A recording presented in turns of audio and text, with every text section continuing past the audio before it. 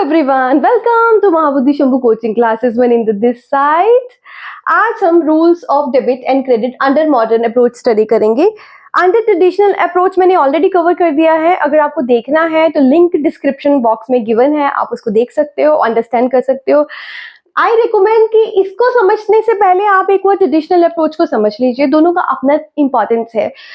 तो rules of debit and credit under modern approach, जैसे कि rules of debit and credit under the traditional approach हमारे पास 3 accounts थे: personal account, real account and nominal account. इसी तरह modern approach में भी have 5 अकाउंट्स. तो 5 अकाउंट्स कौन कौन से हैं पहले वो देख लेते हैं. The first account is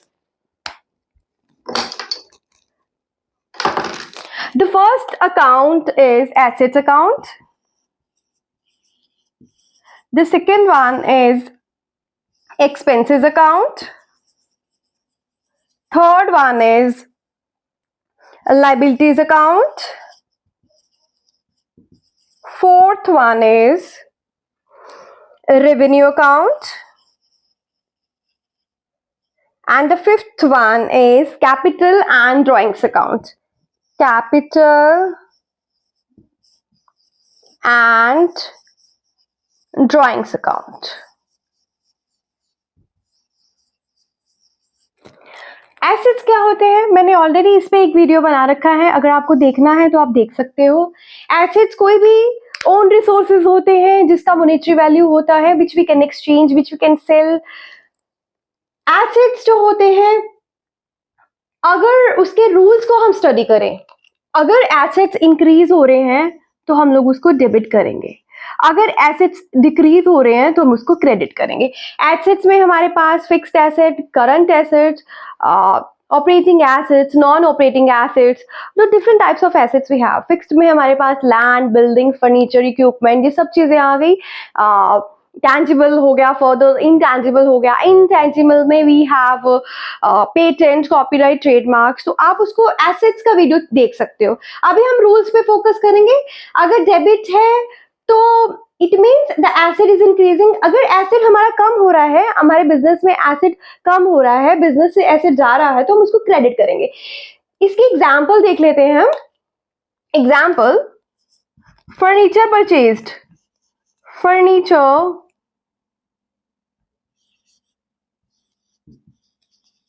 purchased. अच्छा, जब आप फर्नीचर परचेज करते हो तो फर्नीचर हमारे बिजनेस में आता है. फर्नीचर क्या है हमारा? एसेट है. फर्नीचर क्या है हमारा? एसेट है. वो एसेट यहाँ पे इंक्रीज हो रहा है. आई रिपीट, जब आप फर्नीचर लेके आते हो, फर्नीचर हमारा एक एसेट है, एसेट हमारा इंक्रीज हो रहा है. If the asset is increasing, debit. तो हम यहाँ पे फर्नीचर अकाउंट को क्या करेंगे? डेबिट करेंगे. We have to debit the furniture account. Furniture account debit to.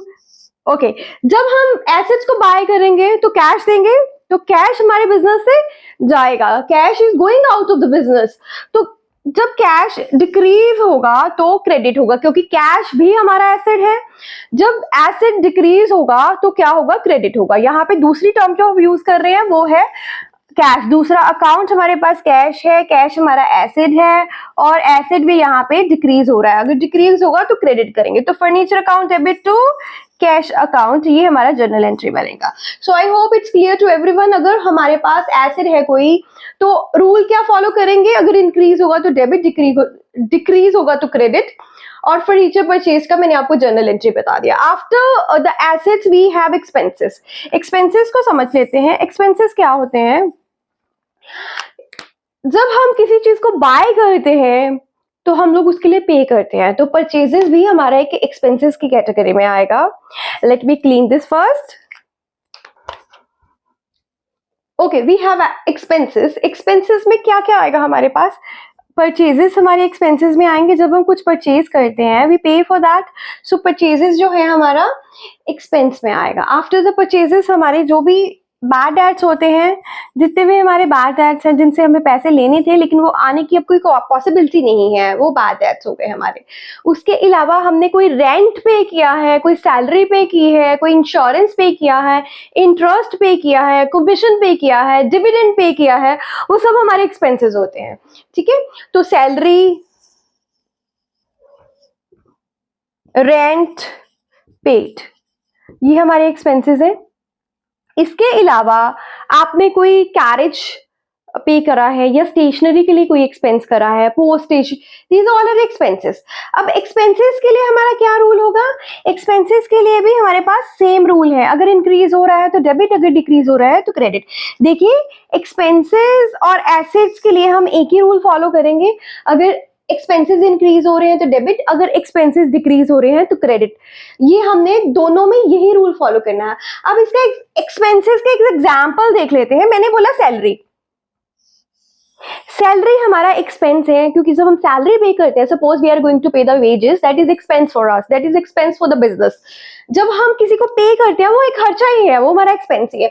तो पेड सैलरी। अब देखिए यहाँ पे सैलरी क्या है, हमारा एक एक्सपेंस है, सैलरी हमारा क्या है, एक्सपेंस है। मैंने बताया अगर एक्सपेंस इंक्रीज हो रहा है बिजनेस में तो हम क्या करेंगे, उसको डेबिट करेंगे। तो सैलरी अकाउंट हमारा डेबिट हो जाएगा, यहाँ पे सैलरी अकाउंट डेबिट टू। अब देखिए कैश कैसे पे कर रहे हैं, यहाँ पे स्पेसिफिकली कुछ नहीं लिखा कि कैश है या चेक है, तो हम लोग ऐसी सिचुएशन में ये कंसिडर करेंगे कि हमने कैश ही पे किया है, हमने थ्रू बैंक नहीं पे किया है। तो यहाँ पे टू कैश, कैश हमारा सेकेंड अकाउंट होगा जिसको हम क्रेडिट करेंगे। देखिए कैश क्या होता है, कैश मैंने अभी बताया था आपको, कैश हमारा एसेट होता है। अगर कैश बिजनेस से जा रहा है तो कैश बिजनेस से रिड्यूस हो रहा है तो वो हम क्रेडिट करेंगे। तो सेम वे मैंने इस जर्नल एंट्री को ऐसे पास किया। देखिए paid salary account debit to cash account. I hope it is clear to everyone. It is clear the meaning of asset and expenses. अब देखिए इसके लिए हम दोनों के लिए एक ही रूल फॉलो करेंगे, इंक्रीज हुआ तो डेबिट, डिक्रीज हुआ तो क्रेडिट। उसके बाद हमारे पास लाइबिलिटीज है, revenue and capital and drawings है। लाइबिलिटीज क्या होती है, लाइबिलिटीज क्या होती है बेटा, लाइबिलिटीज जितने भी हमारे पास फाइनेंशियल ऑब्लिगेशंस होते हैं वो हमारी लाइबिलिटीज होती हैं। जितना भी हमें आउटसाइडर्स को पे करना है, सपोज हमने बैंक को पे करना है, ठीक है, जितना भी हमें पे करना है to the outsiders, those all things will come under the liabilities. जितने भी अकाउंट्स हैं आउटसाइडर्स के रिलेटेड हैं वो हमारे लाइबिलिटीज में आएंगे। जैसे कि हमने लोन लिया, अब लोन पे करना है तो लोन अकाउंट हो गया। सो लाइबिलिटीज में हमारे पास क्या क्या आएगा, लोन अकाउंट हो गया, या you can say bank loan. Loan के अलावा बिल्स पेएबल, हमने गुड्स को बाय किया था, क्रेडिट पे, now we have to pay bills payable. जितने भी बिल्स हमारे पेएबल हैं वो हमारी लाइबिलिटी है, बिल्स पेएबल, ठीक है। After the bills payable we have after the bills payable we have creditors, creditors to whom we have to pay। Outstanding expenses, हमारी सैलरीज आउटस्टैंडिंग है अभी, outstanding expenses,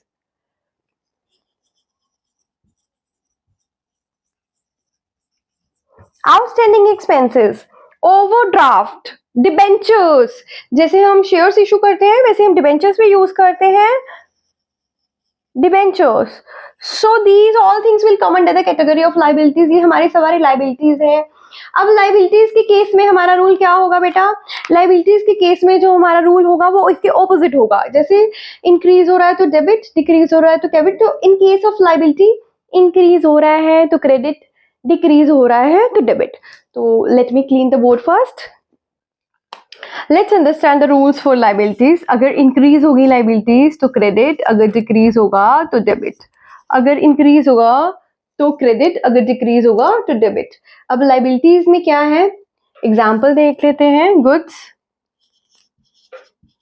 purchased on credit from Sohan. Sohan से हमने goods by की, credit पे की। सोहन से bye की, आज की है चाहे क्रेडिट पे की है, फ्यूचर में तो हम उसको रिटर्न करेंगे, फ्यूचर में उसको रिटर्न करेंगे। यस, तो सोहन के लिए हमारी लाइबिलिटी बढ़ गई। अब देखिए जब मैंने बोला कि लाइबिलिटी बढ़ेगी तो क्रेडिट होगा, ये तो श्योर है कि सोहन का अकाउंट हमारा क्रेडिट होगा। अब हमने गुड्स बाय की है, जब बाय करते हैं दैट इज एक्सपेंस फॉर अस, तो एक्सपेंसेस बढ़ेंगे तो उसके लिए रूल होता है एक्सपेंसेस बढ़ेंगे तो डेबिट। सो इसका बनेगा परचेजेस जो है हमारा परचेजेस हमारा एक्सपेंस है, एक्सपेंस इंक्रीज हो रहा है तो debit. Purchases account debit to, अब देखिए क्रेडिट किससे लेना है, सोनम से लेना है। सोनम का नाम लिखना जरूरी है क्योंकि अगर नेम मेंशन नहीं किया जाएगा तो फ्यूचर में how will come to know कि इससे हमें पैसे लेने हैं। ठीक है, तो सोहन, सोहन यहाँ पे हमारा क्रेडिट में आ जाएगा। सो सोहन हमारा क्रेडिट में होगा, purchases account debit to Sohan account.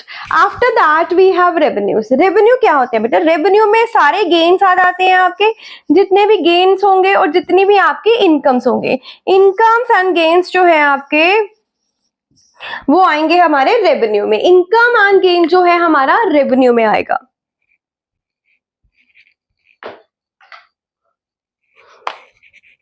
Same rule apply होगा इन केस ऑफ रेवेन्यू। अगर इंक्रीज हो रहा है तो क्रेडिट, अगर डिक्रीज हो रहा है तो डेबिट।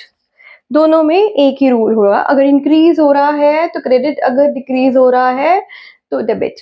अब एग्जांपल देख लेते हैं हम गेन और इनकम की।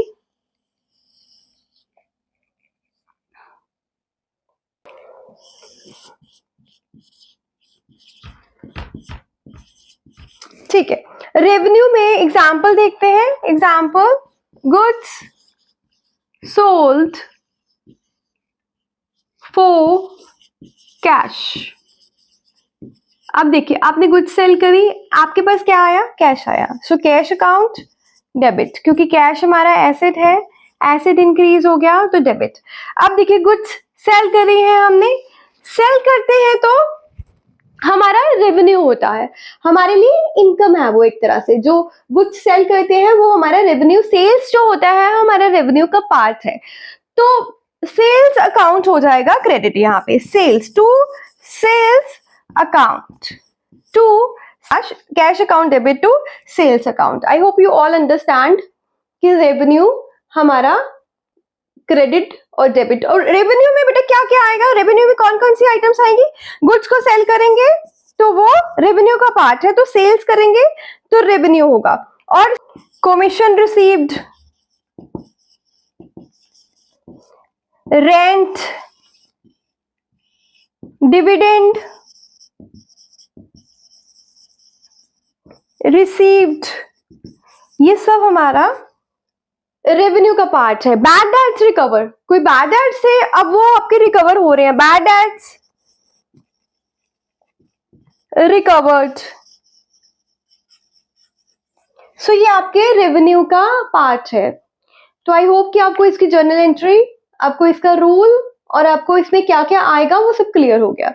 Let's understand the capital. And basically capital is, you can से, the cash or the assets contributed by the owner into business। उसके खुद के जो resources हैं, if he is contributing assets from his own property into business, that is capital।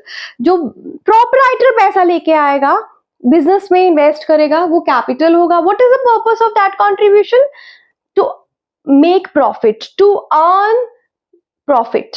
ठीक है, तो capital होता है। लेकिन when he withdraws the same money from the business, that is drawings. ठीक है, सपोज वो अपने बिजनेस से विड्रॉ करता है, that is the example of drawings. ठीक है, व्हेन द इन्वेस्टर और प्रोपराइटर और the owner use the capital for his own personal purpose, that situation we use the term drawings. Okay, इसको समझ लेते हैं कैपिटल एंड ड्राइंग्स को। दो एग्जांपल्स करेंगे, पहले रूल समझेंगे। कैपिटल के केस में भी बेटा सेम रूल रहेगा। कैपिटल के केस में अगर इंक्रीज हो रहा है तो क्रेडिट, अगर डिक्रीज हो रहा है तो डेबिट। कैपिटल, रेवेन्यू, लाइबिलिटीज, तीनों का एक ही रूल रहेगा। I repeat, capital, liability and drawings, तीनों का एक ही रूल है। Liabilities, revenue, capital and drawings, इन सबका एक ही रूल रहेगा। अगर इंक्रीज हो रहा है तो क्रेडिट, डिक्रीज हो रहा है तो डेबिट। अब एक एक एग्जांपल लिख देते हैं। कैपिटल की एक एग्जांपल कर लेते हैं, ड्राइंग्स की एक एग्जांपल कर लेते हैं। Okay, let's understand the example of capital.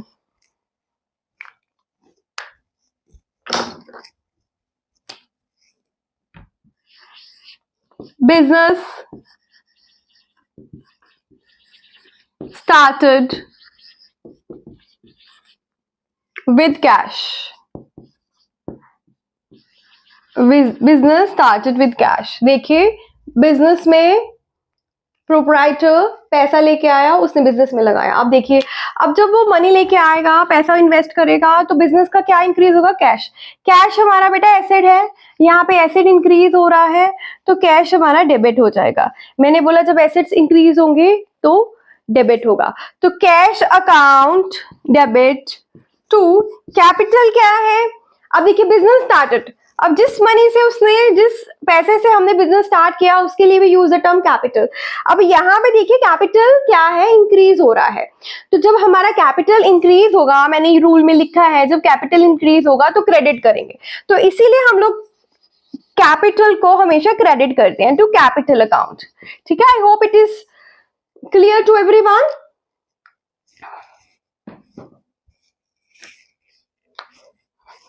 And for the drawings, देखिए ड्राइंग्स की समझ लेते हैं. Example withdraw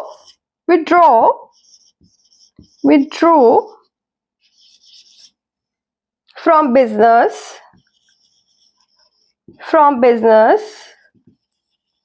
for personal use के लिए आपने पैसा निकाला बिजनेस से. अब देखिए इस केस में क्या है? आपका कैपिटल कम हो गया. पहले आपने कैपिटल इन्वेस्ट किया, आपका बढ़ गया, अब कैपिटल वो ही निकाल लिया तो वो कम हो गया. और इन केस जब आपका कैपिटल डिक्रीज होगा तो क्या होगा? डेबिट होगा. तो यहाँ पे उसने पर्सनल यूज के लिए निकाला. दैट्स व्हाई हम लोग ड्रॉइंग्स टर्म यूज करेंगे इंस्टेड ऑफ कैपिटल. तो हमने यहाँ पे देखिए जब हमारा कैपिटल कम हो रहा है तो क्या होगा? डेबिट होगा. तो इसलिए हम लोग ड्राइंग्स को, वैसे कैपिटल को हम लोग डेबिट करेंगे, लेकिन कैपिटल की जगह हम लोग ड्राइंग्स यूज करेंगे, क्योंकि वो जो पैसा है, जो मनी है, वो अपने पर्सनल पर्पस के लिए वो यूज करेगा. तो ड्राइंग्स अकाउंट डेबिट टू.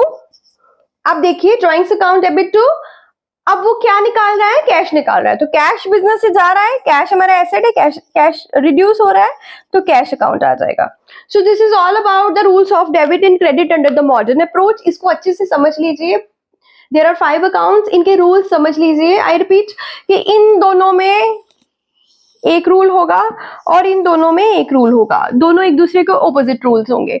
ये बढ़ेगा तो डेबिट, ये कम होगा तो क्रेडिट. ये बढ़ेगा तो क्रेडिट, ये कम होगा तो डेबिट. तो एग्जांपल्स मैंने आपको ऑलरेडी बता दिए. Thank you.